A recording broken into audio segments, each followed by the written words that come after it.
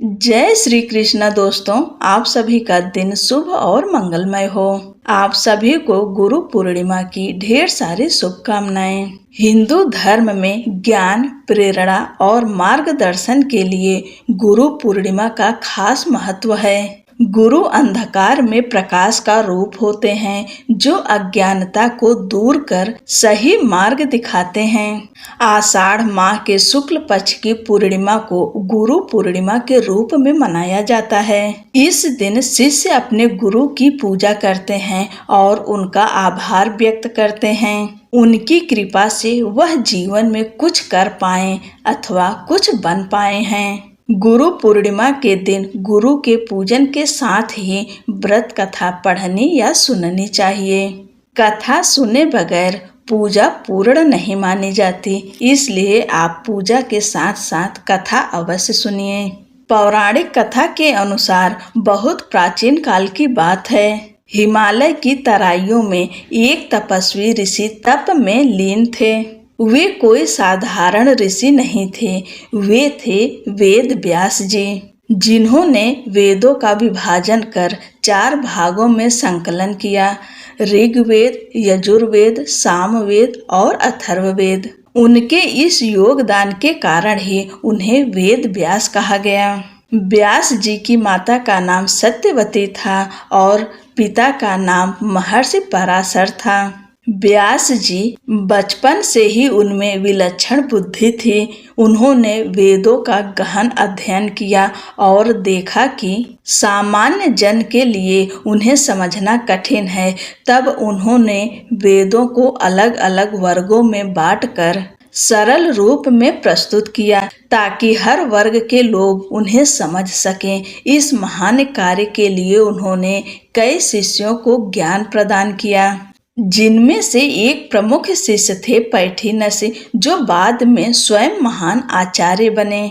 वेद व्यास ने न केवल वेदों का विभाजन किया, बल्कि महाभारत जैसा अद्वितीय ग्रंथ भी रचा, जो संसार का सबसे बड़ा महाकाव्य माना जाता है। इसमें जीवन के प्रत्येक भाव, धर्म, अधर्म, नीति, राजनीति, भक्ति, प्रेम, युद्ध और संयम सभी का समावेश है। साथ ही उन्होंने 18 पुराणों की भी रचना की। ऐसे महान ज्ञान के स्रोत वेद व्यास जी का जन्म आषाढ़ मास की पूर्णिमा को हुआ था। इसलिए इस दिन को व्यास पूर्णिमा और गुरु पूर्णिमा के रूप में मनाया जाता है। गुरु पूर्णिमा केवल वेद व्यास के जन्मदिन का उत्सव नहीं है, बल्कि यह दिन हर उस व्यक्ति के लिए आभार प्रकट करने का दिन है, जिसने हमें जीवन में सही राह दिखाई है। चाहे वह स्कूल में पढ़ाने वाले शिक्षक हों, चाहे आध्यात्मिक गुरु हों,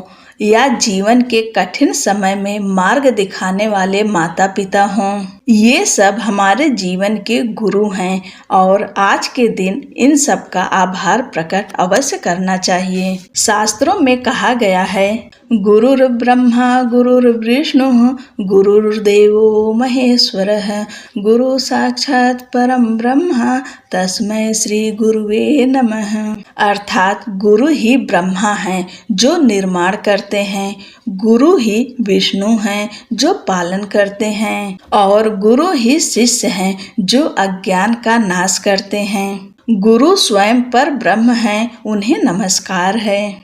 अब सुनते हैं एक प्रेरणादायक कथा। पुराने समय में एक बालक अपने पिता के साथ आश्रम गया। वह गुरु से दीक्षा लेना चाहता था। गुरु ने उसे देखते ही पहचान लिया कि यह बालक विशेष है। उन्होंने बालक से कहा, यदि तुम मेरी शिष्यता चाहते हो तो सबसे पहले जंगल से सूखी लकड़ियां लाओ। बालक चला गया।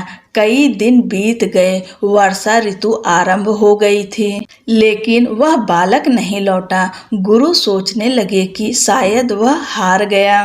फिर एक दिन भीगी वस्त्रों में कंधों पर लकड़ियों का गट्ठर लटकाए वह बालक वापस लौटा। उसने कहा, गुरुदेव, बारिश में सूखी लकड़ियां ढूंढना कठिन था, लेकिन आपने जो आदेश दिया वह मेरे लिए वचन था।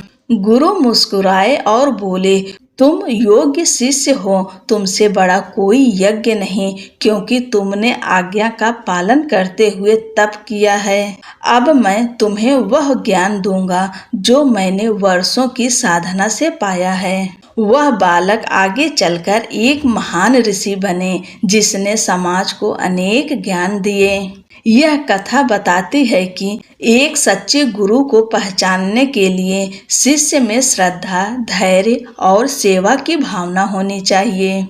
गुरु पूर्णिमा का पर्व हमें रुक कर यह सोचने का अवसर देता है कि हमें किसने सिखाया, किसने संवारा और जीवन में आगे बढ़ने की प्रेरणा दी। यह दिन आभार व्यक्त करने का दिन है। एक बार फिर आप सभी को गुरु पूर्णिमा की ढेर सारी शुभकामनाएं। जय श्री कृष्णा। राधे राधे।